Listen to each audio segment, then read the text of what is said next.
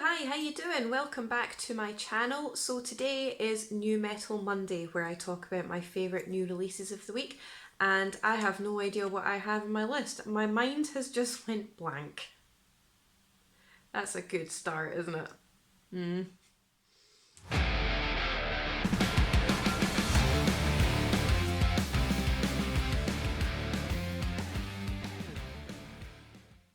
Hello, hi, how you doing? Welcome back to my channel. So here we are, another New Metal Monday where I talk about my favourite new releases of the week and also something else, but we'll get to that at the end of the video.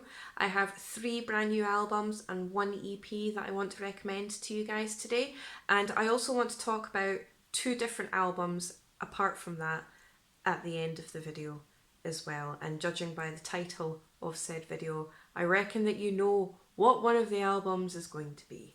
And this could go one of 2 different ways, but we'll bash on with it anyway. So once again, as always, these are in no particular order whatsoever. They're just in the order that I listened to them in. But the very first album that I want to recommend to you guys today is Akilla with The Gods Have Spoken, and this is a debut album, and what an absolute cracker of a debut this is.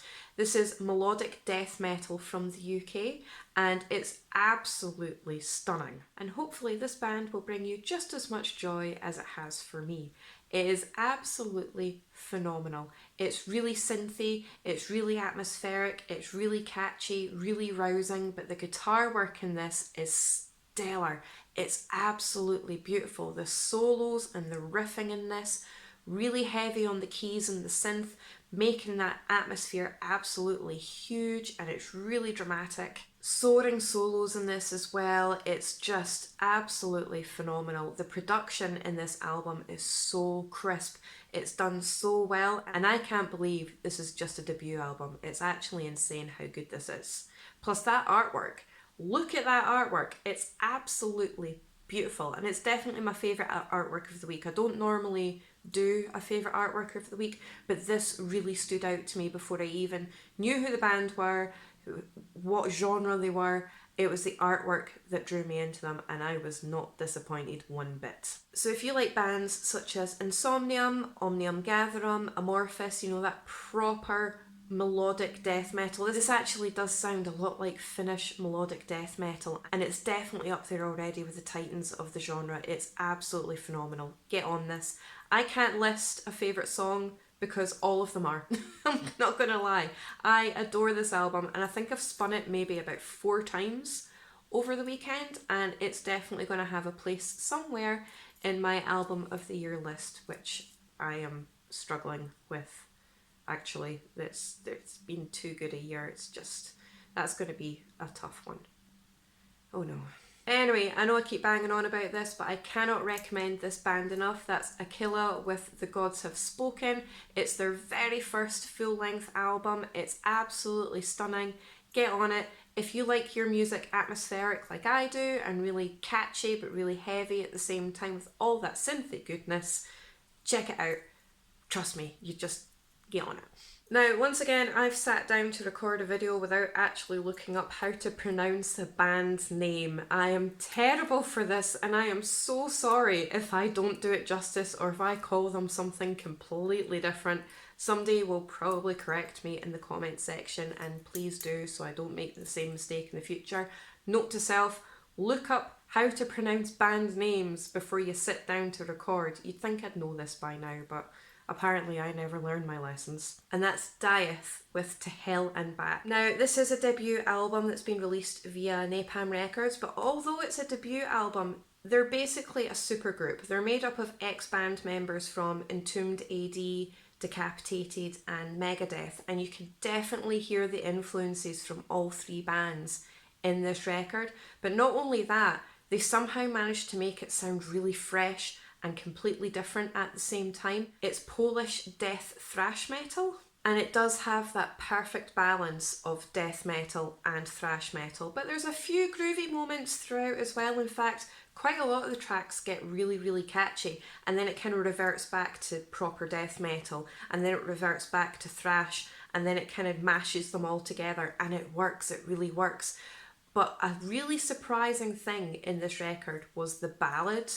That ballad got me here. That got me in the feels. And it is a proper breath of fresh air, and it does give you that bit of a breather during all the brutality and the thrashy moments and the death metal. It's not jarring at all. Usually what I find is if there's a ballad in an album, it can be quite jarring going from that transition of the heaviness to a ballad and then back again. But it doesn't happen in this record. It's just really smooth and the transition is absolutely spot on. The production in this is really crisp as well, and I adored this album. There's a lot of really prominent bass moments in this as well, which is what I really like. I do like to hear a lot of bass in my albums, and this one does not disappoint in that regard whatsoever. So if you are a fan of the likes of Megadeth or Decapitated, Entombed AD, a little bit of Lamb of God and a little bit of Machine Head in there as well, definitely check this band out. Favourite tracks of this record are Free Us All, Heavy as the Crown, Walk With Me Forever, which is the ballad that I was talking about. It is beautiful. It is a stunning track. And The Mark of Cain. Okay, so this next album that I've got on my list here absolutely blew me away. We need to keep an eye on this band. They are going places. They are going to be absolutely huge. And that's Tortured Demon with Rise of the Lifeless. Now, this is their second full-length album and it's self-released, and they're just a young band.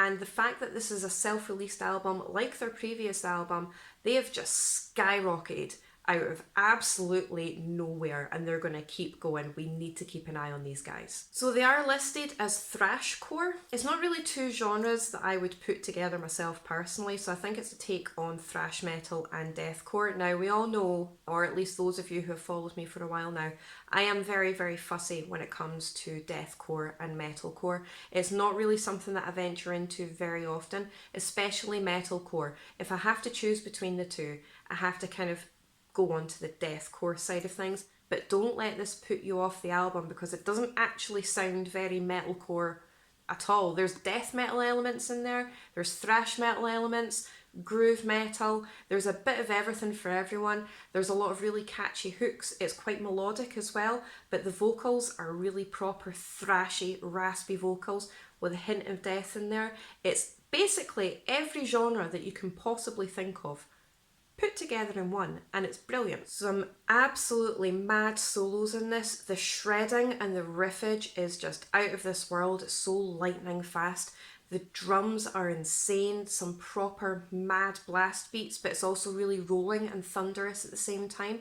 Like I mentioned previously, proper thrashy, raspy vocals, a lot of death metal elements, a lot of Trivium and Killswitch Engage elements in there as well. It's really melodic, but it has a lot of breakdown moments, so there is basically a lot of things for everybody in there. So if you do like bands like Killswitch Engage, Trivium, Obituary, Creator, all these kind of bands, you're definitely going to want to check these guys out. They are going to be absolutely huge, and I can't sing their praises loud enough. Favourite tracks of this record are the title track, Virtual Death, and Conflict of Interest. Okay, so next up for my recommendations, and it's my last recommendation, is an EP from Omnium Gatherum, and the EP is called Slasher. I love Omnium Gatherum, some proper Finnish melodic death metal at its absolute finest. This band don't get enough love. If you do like your Finnish melodic death metal and you haven't heard of these guys, get on them. Their back catalogue is extensive and it's absolutely amazing. Now there's 4 tracks on this EP altogether, 3 new tracks. One is brand new and shiny, and 2 of them are from the recording sessions from their previous album Origins. And the 4th track on this EP is a well-known 80s track. They covered Maniac from the Flashdance soundtrack back in 1983. And I never thought that that track could work so well as a Finnish melodic death metal track, but once again I have been humbled. It's so good. It's ridiculously catchy. Now this EP is actually the very first studio recording that features their new guitarist Nick Cordell. And again, it's really atmospheric, it's really catchy, it's really, really heavy. It's got a lot of really cool melodic moments, a lot of synth in there. I love my synth, as we all know. But there's a lot of really cool moments where there's the juxtaposition between the clean vocals and the brutal vocals. And it's just an absolutely stunning wee EP that's going to tide us over until the next album. The solos and the guitar work are absolutely incredible in this. These guys know exactly what they're doing and they don't get enough love. So go and give them some love. Check out their discography if you haven't heard of them before, especially if you like your atmospheric Finnish melodic death metal with all the catchy hooks and the guitar solos and all that synthy goodness that I love, that we all know that I love, because I can't stop banging on about it. And let me know what you think of the band. Okay, so there's two albums that I want to quickly talk about. One will probably be a lot quicker than the other, but I just want to give a quick shout out to the Foo Fighters. Now, I know they're not metal. I know they're not metal, so don't come at me. Why are you talking about the Foo Fighters if it's not metal? You know, you're a metal channel. I get that. But Dave Grohl himself is a metalhead, so I'm kind of shoehorning this in for that reason. But no, seriously, I want to give a shout out to the new Foo Fighters album, which is called But Here We Are. And it's the very first album that's been released without drummer Taylor Hawkins, who sadly passed away last year. Now, the reason I want to bring this up is I am not a huge Foo Fighters fan. I like some songs, but I wouldn't call myself a fan. There's no set album or set albums that I really like, but there are tracks here and there that I do actually really enjoy that, you know, if you put them together would probably make an absolutely phenomenal album. But anyway, I just wanted to give this a shout out because I sat and listened to this the other night when I was reading my books and I really enjoyed it. You know, it's a lot of really cool, easy listening. So if you do want something that's not going to distract you from what you're doing, but something that you're going to enjoy at the same time, I definitely recommend the new Foo Fighters album. I'm just, you know what, I am saying that this is a recommendation. I said that this wouldn't be a recommendation, but do you know what? I'm going to recommend it. Now, the last album that I want to talk about is probably one of the most highly anticipated albums that was released this week, and I think you can already tell by my tone what my opinion is on this album. And that's Avenged Sevenfold with Life is But a Dream. And I didn't like it. They're in their own wee dream world with whatever it was that they decided to do with this album. I had to force myself through the album. Now, I used to listen to a lot of Avenged Sevenfold when I was a teenager. I think a lot of us did. I think a lot of us kind of gravitated towards them. Millennials, anyway. I'm a millennial, sorry. I think a lot of us gravitated towards that band in our younger teenage years, and I personally really enjoyed maybe the first 4 albums, and then I kind of tailed off from there and I kind of lost track with them throughout the years. However, what I did do in anticipation of this new release was I went back to the beginning of their discography and I listened to all of their albums to make sure I wasn't missing anything. And I think it's safe to say that Avenged Sevenfold have always been quite experimental and they have been a little bit progressive in parts. I don't really know what kind of genre I would put them in. I don't really like to pigeonhole bands like Avenged Sevenfold because they are a bit all over the place and they do have a bit of everything. And I am all for experimentation. I really am. If it's good and if it makes sense. Nothing about this album made sense to me whatsoever. It was awful. Usually if I don't like an album, I just bypass it and I won't even mention it, you know, but I want to know what's happened to Avenged Sevenfold. Yes, they've always been experimental. Yes, they've always been a little bit different. And I'm all for that if it's good and if it's done right. But this has just went way off the scales. You know, I mean, all the bluesy moments and the jazzy moments, and it's progressive for progressive's sake. And I don't get it. It's very jarring. It's all over the place. It doesn't make any sense. It doesn't flow in any way whatsoever. There's a few moments where it's like, this sounds like Avenged Sevenfold, and then it kind of skyrockets off in another direction that makes no sense. And it's like, oh, well, that was disappointing. But I didn't like it. I really didn't like it at all. The hardcore fans can come at me. That's absolutely fine. You're entitled to your opinion. I'm entitled to my opinion. But I really didn't like it. And I want to know what happened. What happened to this band? I know there's been 8 years since their last album, but I just don't understand it. And I had to force myself to listen to the whole thing from beginning to end. And I'm not going to be doing that again. Anyway, moving swiftly on, if you can leave me a comment down below to let me know what you think of the bands that I've recommended for you guys this week. And also let me know what your opinion is on the new Avenged Sevenfold album. Do you like it? Do you not like it? What are your reasons?